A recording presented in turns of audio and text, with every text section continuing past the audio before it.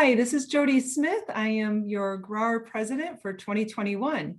And every month this year so far, I've been doing the Jodi's Toolbox, and I hope this is a great way for you guys to also get to know other board of directors.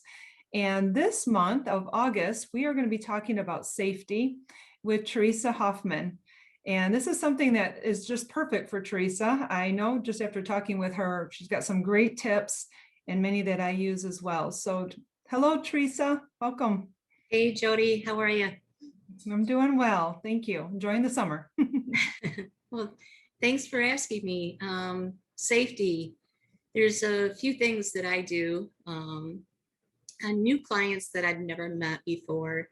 I always use the Forewarn app that GRAR has, and that gives you some background of, perhaps the people that you're meeting. Sometimes there's nothing on there. Sometimes there's a whole list on there. And then second of all, I try to meet them in the office, but this is sometimes we have to move so quickly that that's not possible. Try to meet them in a public place first, preferably someplace with cameras.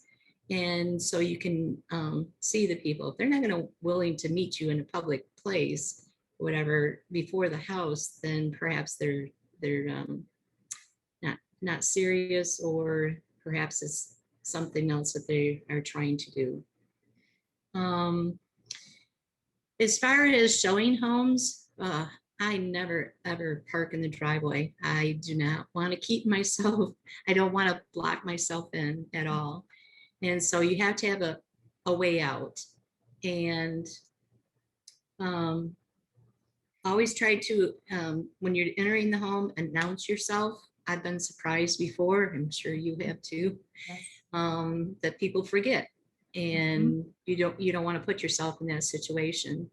I always, when I enter the house, I always lock the door behind me, because I've had some circumstances before where other people or people that didn't have a real estate agent were walking in. So always lock the door, and then I try never ever to turn my back on somebody, especially somebody that I don't know. Let them go down the basement first. Don't you go down the basement first.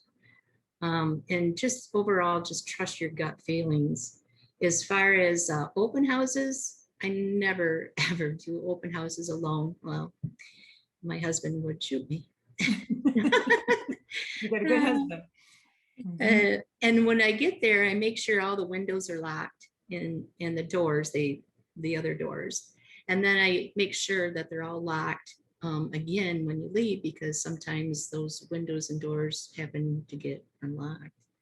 And then I was always taught is to plan an exit strategy when you're in the open house.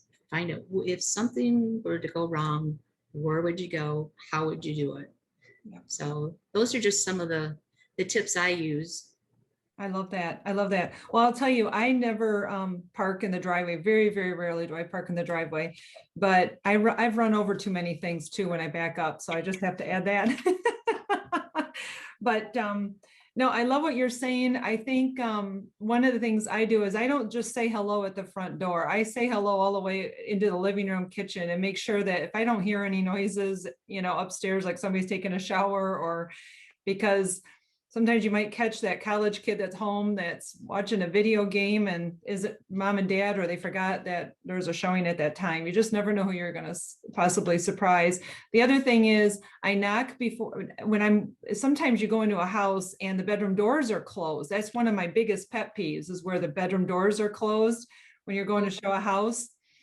And I've literally knocked on the door, and when I open it up, somebody is rolling in the bed, like somebody's just waking up, and I'm like, oh my gosh, like it just freaks me out, because I've probably startled them and they've startled me. So this is where, as a listing agent, we have to be sure we're communicating. If there's 2 or 3 people, occupants in the house, I share the showing app with all the occupants in the house. Even if like the main person has 2 roommates, the owner has 2 roommates, have the roommates on that showing app as well.